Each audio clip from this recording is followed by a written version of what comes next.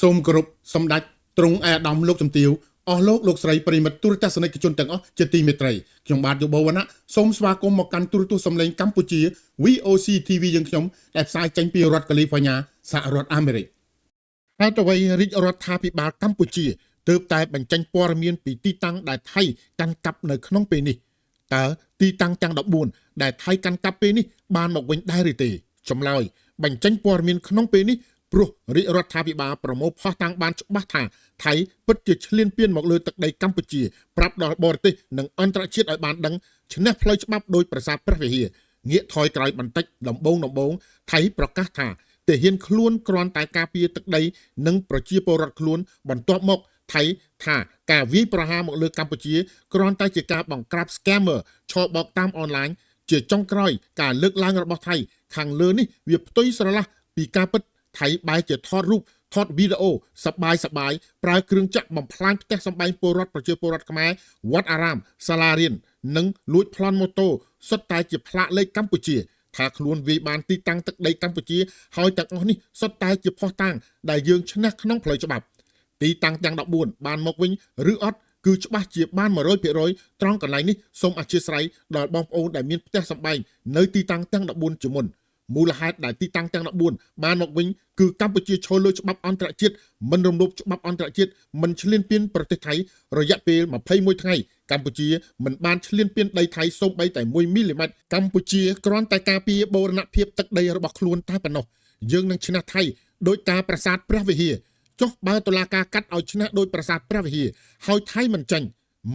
ស្មើនឹងងាប់ទាំងសេដ្ឋកិច្ចងាប់ទាំងស្អុយឈ្មោះមិនចាញ់ក៏ត្រូវតែចាញ់លើពិភពលោកនេះគ្មានប្រទេសណាមួយបាត់បង់ទឹកដីដោយសារតែការប្រើកម្លាំងយោធានោះទេច្បាប់បង្កើតមកការពារអ្នកដែលត្រឹមត្រូវលោកប្រធានាធិបតីសហរដ្ឋអាមេរិក Donald J. Trump បានចោទប្រកាន់ថៃយ៉ាងធ្ងន់ថាថៃជាតួអង្គអ្នកបង្កផ្ដើមសង្គ្រាមហើយអាចនឹងត្រូវនាំខ្លួនទៅកាន់ក្រុមប្រឹក្សាសន្តិសុខអង្គការសហប្រជាជាតិ UNSC និងតុលាការយុត្តិធម៌ ICJ នៅដើមឆ្នាំ2026នេះបើនៅតែបន្តការឈ្លានពានទៅលើកម្ពុជាទៀតតើកម្ពុជានឹងបានទទួលអ្វីខ្លះបន្ទាប់ពីបញ្ចប់សង្គ្រាមចាប់ពីឆ្នាំ2026នេះតទៅជាមួយនឹងរាជរដ្ឋាភិបាលដែលកំពុងតែរីកសម្ដែងច្បាប់បណ្ដឹងថៃទៅកាន់តុលាការអន្តរជាតិ UNSC ICC និង ICJ ហើយទី2ទឹកដីខ្មែរទៅសៀមដែលបានឈ្លានពានមកកាន់កាប់មិនបាត់បង់ទៅណាឡើយច្បាប់ពិភពលោកនឹងជួយរកយុត្តិធម៌ឲ្យខ្មែរសៀមនឹងត្រូវតែសងមកវិញទាំងការទាំងដើម3នឹងមានមូលធិសប្បុរសធម៌សហគមន៍ជាតិនិងអន្តរជាតិជាច្រើននឹងជួយដល់ប្រជាជនភៀសឹកដែលបាត់បង់ទ្រព្យសម្បត្តិទី4កម្ពុជានឹងក្លាយផ្ទុះកំណើនភ្ញៀវទេសចរច្រើនជាងគេនៅលើពិភពលោកក្នុងឆ្នាំ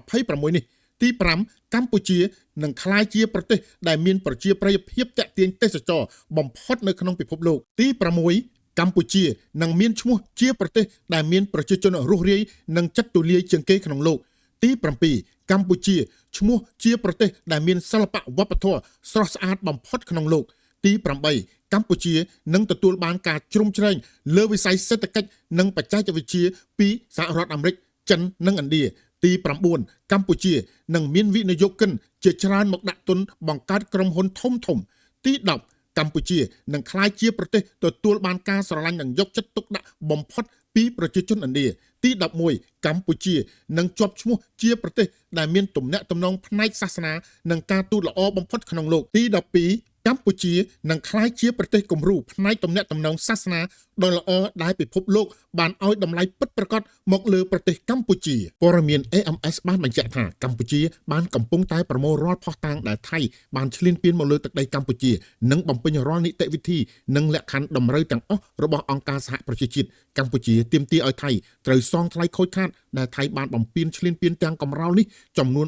$350,000 លានហើយសប្តាហ៍ថ្ងៃនេះយោធាថៃដំឡើងត្រង់សីបេតុងទៅតាមបណ្ដោយព្រំដែនកម្ពុជាថៃប្រភេទ UHPC ដោយរឹងមាំលើសពីបេតុងធម្មតាហើយគម្រោងនេះត្រូវបានផ្ដល់មូលនិធិដោយរាជវង្សថៃនេះបើតាមកាសែតខៅសុតបានចុះផ្សាយដោយពាក្យលោកផងផានិតរដ្ឋមន្ត្រីការពារជាតិថៃបាននិយាយចោទខ្មែរក្នុងសន្និសីទកាសែតថៃមួយថាខ្មែរកំពុងតែទិញគ្រឿងសព្វាវុធពីបរទេសដើម្បីមកចង់ឈ្លានពានថៃនិងករណីផ្ទុះគ្រាប់នៅតំបន់មុំបីកាលពីថ្ងៃទី6ខែមករា